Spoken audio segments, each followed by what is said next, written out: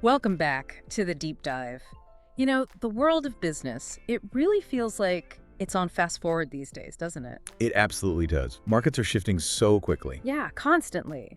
And just while keeping up feels like a massive challenge sometimes, but how do you actually do more than just keep up? How do you stay competitive? That's really the fundamental question right now, isn't it? I mean, the old playbooks, Hmm, they don't always work when the rules seem to change mid-game. exactly. And to help us kind of navigate this, we've been digging into some really interesting source material. It's a structured outline, sort of like a set of detailed notes, laying out a deliberate approach to tackling this exact problem. How to maintain competitiveness in these dynamic markets. Yeah, think of it as someone trying to distill hard-won experience into a clear framework. Hmm. It's not just listing strategies, it's showing how they connect, how they actually work together. Right. So our mission in this deep dive is basically to break down this framework.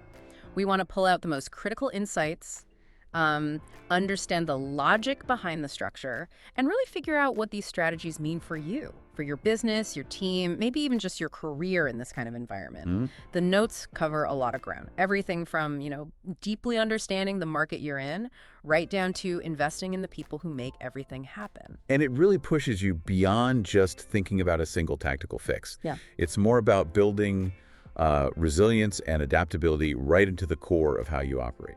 Okay, so let's start where this outline does at the beginning. The foundational idea, the absolute must-have is understand your market dynamics. Why is this step one? Why is it so essential? Well, simply put, you can't make smart decisions. You certainly can't pivot effectively if you don't truly get the forces shaping your environment. It's not enough just to know where you stand today. Right. You need a clear sense of where things are moving and, crucially, why they're moving that way. And the notes really hammer home that this isn't a one-and-done kind of thing. They talk about continuous research. Yes, this is absolutely key. Continuous is the word to focus on there. It means treating the market like a living system you're constantly monitoring. You're watching trends, customer behavior shifts, what competitors are up to, new technologies popping up. In a fast-changing market, insights, well, they go stale incredibly fast. Yeah, I can see that. What was true last month, even last week sometimes, might be totally irrelevant today. So you need mechanisms for, let's say, real-time or at least near real-time sensing. Okay, and a classic tool comes up here too. One, the source says, needs regular updating. SWAT analysis. Strengths, weaknesses, opportunities, threats. Now, most people in business have heard of SWAT, but what's the specific emphasis here in this context of rapid change? Yeah, the challenge isn't knowing what SWOT is. It's making it a dynamic, living tool, not just a static document you file away. Right, not just ticking a box. Exactly. In a stable market, maybe you update your SWOT once a year. But in a shifting market, opportunities can appear or just vanish overnight. Threats evolve super quickly, and your own strengths might become less relevant, or weaknesses suddenly become critically exposed. So the frequency needs to change. The frequency and the depth of your SWOT analysis need to match the pace of change you're actually experiencing. It's about using SWOT not just as a snapshot in time, but as a way to kind of anticipate potential futures and map how your internal situation lines up with the external environment right now. Okay. And this actually feeds directly into one of the actionable steps the notes recommend later on, explicitly scheduling time to refresh your SWOT. That makes a lot more sense than just doing it because, the business plan template says so. And tied into this whole understanding piece is getting direct input customer feedback loops. Things like surveys, social listening, support interactions. Yes, and again, the notes really stress the real-time aspect of this input. Your customers are living through these market shifts right alongside you. Right. Their needs, their frustrations, their emerging desires. That's your early warning system. It's also your innovation pipeline, frankly. Ah, interesting. Think about social listening, for example. It gives you that raw, unfiltered sentiment that maybe more formal methods might miss. It's not just about measuring satisfaction with what you did yesterday. It's about understanding what pain points or new needs are bubbling up today. Okay, so you've got your finger on the pulse of the market, you're listening. The notes say the next critical piece is to embrace agility and innovation. Understanding change is one thing, sure, but being able to actually respond to it, that's agility, right? Precisely. Agility is that capacity to pivot, to adapt your course without, collapsing or losing momentum. Yeah. And innovation is often what gives you the new direction or the better way to move forward. So how do you build that muscle? The outline suggests a few ways. First up, Cross-functional teams, breaking down those traditional department silos. Oh, this is fundamental if you want speed in a dynamic environment. Think about it. If information has to crawl up one silo hierarchy and then back down another, you're just too slow. Yeah, that sounds painful.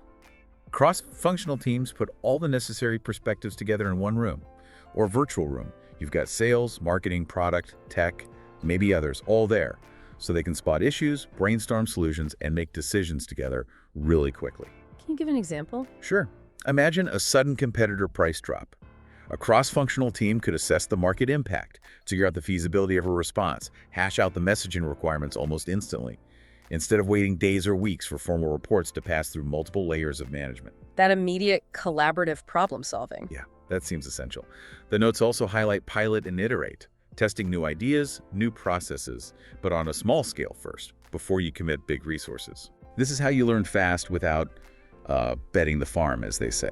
In a market that's shifting quickly, a big bet based on yesterday's data can become a big failure very, very quickly if you've misread the direction. Right.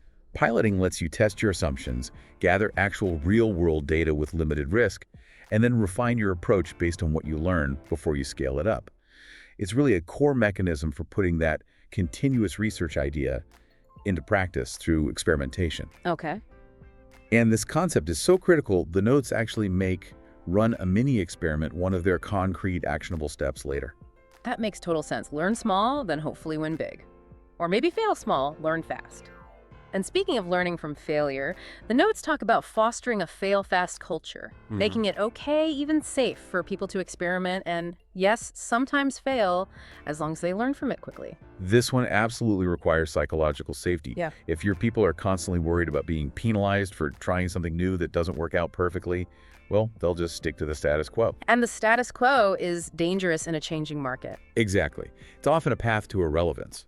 You need people who feel empowered to try new things, identify what isn't working quickly, and then course correct rapidly. And this ties directly into something Reed Hastings at Netflix is known for emphasizing. Oh, yeah. He's been quoted saying something like, "Culture and freedom are better than rules." Basically, giving teams freedom within a clear framework enables that kind of quick experimentation and learning cycle that's just vital for agility. You empower them, give them freedom, and they deliver the innovation you need to adapt. Culture and freedom are better than rules. I like that. It really captures the spirit needed for a fail-fast environment. Okay, shifting gears a bit. The third core idea from these notes is leverage technology. Technology isn't just positioned as a tool here, it's seen as a fundamental enabler. Yeah, in today's market, technology is often less about just efficiency gains, though it definitely does that, and much more about unlocking entirely new capabilities, new business models, even new ways to interact with your market. The outline points to automation first, taking those repetitive manual tasks off people's plates. This is really foundational. Think about it. Every hour you free up from administrative tasks or repetitive work is an hour your people can spend on those higher value activities we were just discussing. Right, like analyzing data, brainstorming. Exactly. Analyzing market data, coming up with innovative solutions, directly engaging with customers, improving processes. Automation isn't just about cutting costs. It's about maximizing your limited human capacity for strategic thinking and action. It's such a tangible step that audit your tech stack and identify one task to automate is another one of the actionable recommendations. That makes it very concrete, yeah. The notes also highlight data analytics, using dashboards, KPIs, other tools to really make sense of all the information you're gathering and spot trends early. Data analytics is essentially your navigation system in this shifting market. It turns that continuous research we talked about from just a collection of data points into actual actionable insights. So it helps you see the patterns. Precisely. Knowing what is happening, when it's happening, and where helps you make informed decisions rapidly, rather than just relying on gut feelings or, worse, outdated information. The challenge isn't just having data, it's having the right data presented in a way that reveals those important shifts quickly. Okay, and then there's expanding your presence into digital channels, things like e-commerce, mobile apps, virtual interactions. This aligns really strongly with the perspective Satya Nadella has championed at Microsoft. He famously said, every business must become a software business. Wow, that's a strong statement. It is, but it doesn't mean every company needs to sell software. It means the underlying infrastructure and the interaction model of your business needs to be digitally fluent, You absolutely have to meet customers where they are. And they're increasingly online. Increasingly interacting, buying, seeking support, all through digital platforms. If you ignore this, you're effectively opting out of huge segments of the modern market. Every business must become a software business. That feels more true every day. Okay, now, with all this tech and constant change, markets can get incredibly crowded. So the fourth core idea is vital. Differentiate your value proposition. If everyone's using similar tech or doing similar research, how do you stand out? In a turbulent market, blending in, it's just a fast path to becoming irrelevant or commoditized. You need a clear, compelling reason for customers to choose you specifically over all the other noise and the growing array of options. And your differentiation needs to be strong enough to actually weather these market shifts. So how do you do that? The notes suggest several ways. One is niche focus. Instead of trying to be everything to everyone, identify underserved customer segments and tailor your solution precisely for them. Yeah, the power here is really in the specificity. By deeply understanding the unique pain points or the specific desires of a smaller group, you can build a product or a service or an experience that feels perfect for them, not just good enough for the masses. And that creates loyalty. It creates a much stronger connection, makes you the clear, obvious choice within that niche, even while the broader market is churning all around you. Okay, niching down. Then there's brand storytelling. Communicating your mission, your values, to build more of an emotional connection that goes beyond just features and benefits. Absolutely. People connect with purpose, with values. Your brand story, the why behind what you do, what you believe in, who you're trying to serve, that's incredibly difficult for competitors to just copy. This really resonates with Indra Nooyi's concept from her time leading Mexico. Performance with purpose. Performance with purpose. Yeah, it's about delivering great results, obviously, while also aligning your business actions with a deeper set of values or maybe addressing certain societal needs. This builds a resonance. It builds loyalty that purely transactional relationships just can't match. And that connection is quite resilient when times get turbulent. Performance with purpose, it definitely grounds the differentiation in something more meaningful. And finally, under differentiation, focusing on quality and experience, especially where competitors might be falling short. Yeah, often the functional aspects of a product or service, they can become commoditized over time. Everyone catches up. But the experience surrounding it, how easy is it to buy? How helpful is customer support? What's the post-sale relationship like? That can be a huge differentiator. So focus on the interaction, not just the thing itself. Exactly. If your competitors are maybe dropping the ball on the experience side, that's a prime opportunity for you to build deep loyalty and really stand out. And this is explicitly highlighted as a way to refresh your messaging, and one of the actionable steps later focus on that unique experience benefit. Building that exceptional experience definitely seems like a durable way to differentiate. The notes suggest you don't have to, and maybe you shouldn't, try to go it alone in such a complex, shifting market. Right. Partnerships can give you speed, access to new markets or technologies, complementary capabilities, even resilience that would be really difficult or just too slow to build entirely on your own. And this involves things like alliances and collaborations with businesses that offer complementary products or services.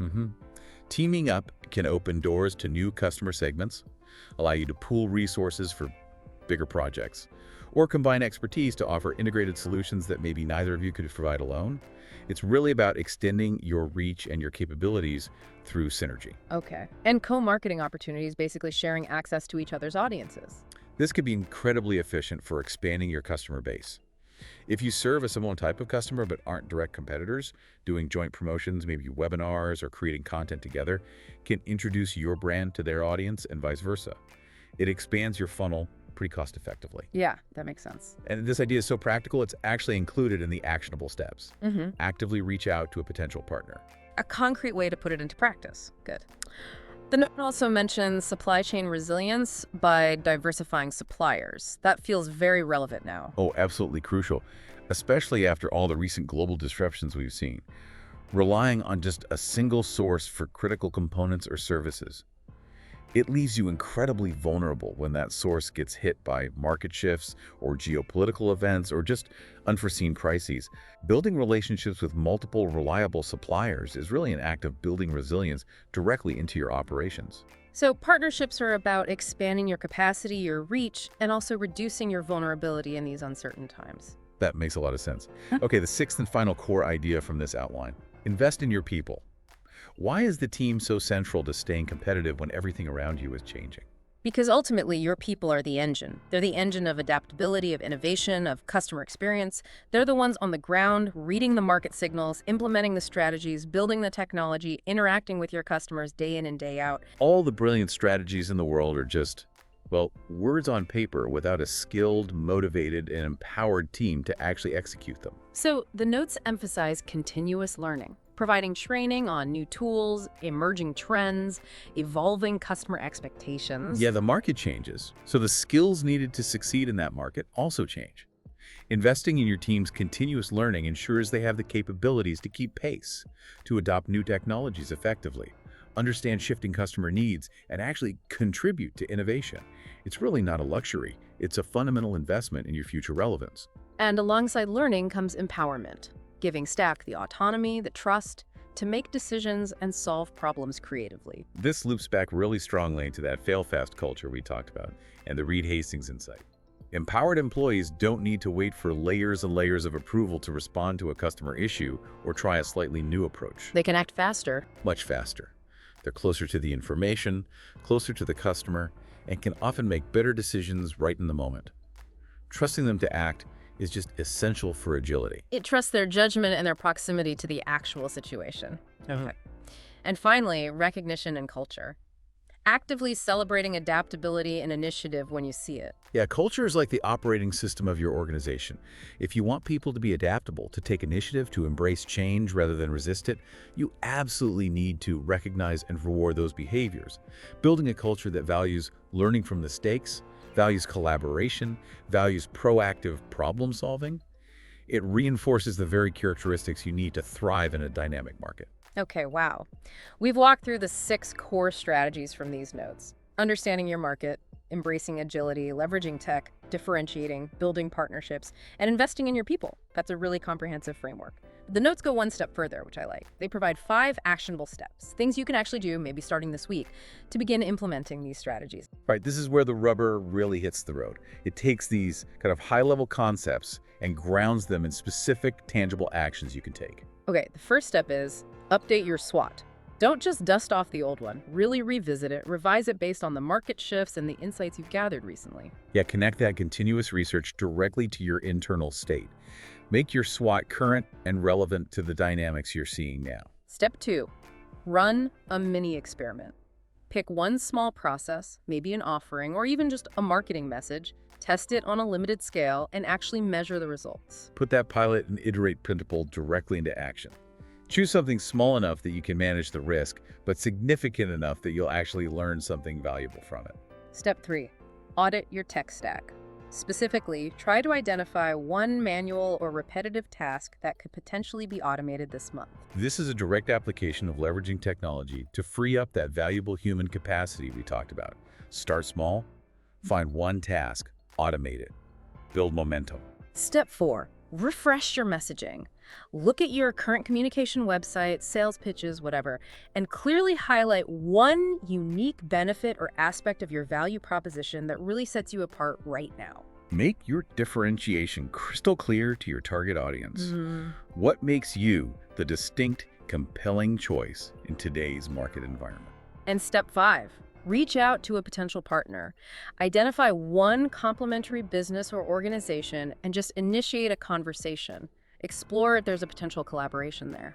Take that first step towards building your network and potentially expanding your reach or your capabilities through a partnership. Don't just think about it, do it. These 5 steps are fantastic because they provide really concrete entry points into this whole larger framework. It makes tackling the sometimes overwhelming challenge of a shifting market feel much more manageable, you know? Definitely. So to quickly synthesize the key takeaways from this structured approach we've been discussing. First, stay informed that continuous research and feedback, that's your radar. Right. Then be agile. Build that capacity to pivot and learn fast through piloting, through empowering your teams.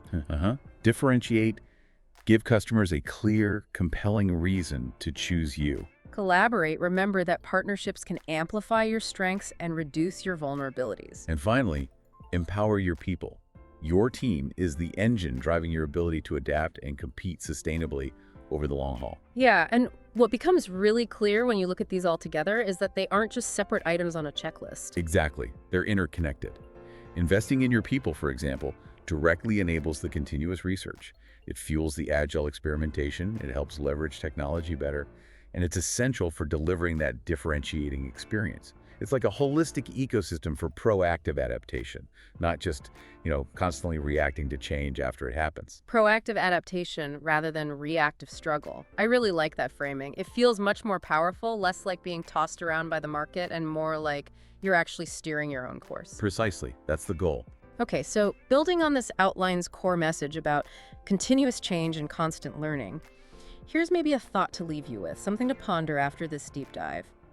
If staying competitive truly requires constant adaptation from businesses, how can we as individuals cultivate a personal mindset that thrives not just despite change, but maybe actively finds opportunity because of it? That's an interesting challenge to consider for yourself, definitely. Absolutely. Well, that brings us to the end of this deep dive into staying competitive in shifting markets.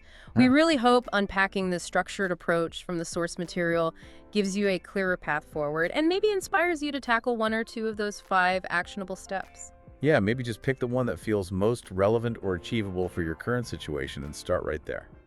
Progress is the goal, not perfection overnight. That's a great suggestion. Thank you so much for joining us for this deep dive. My pleasure. Until next time. Stay curious, stay adaptable, and keep making an impact.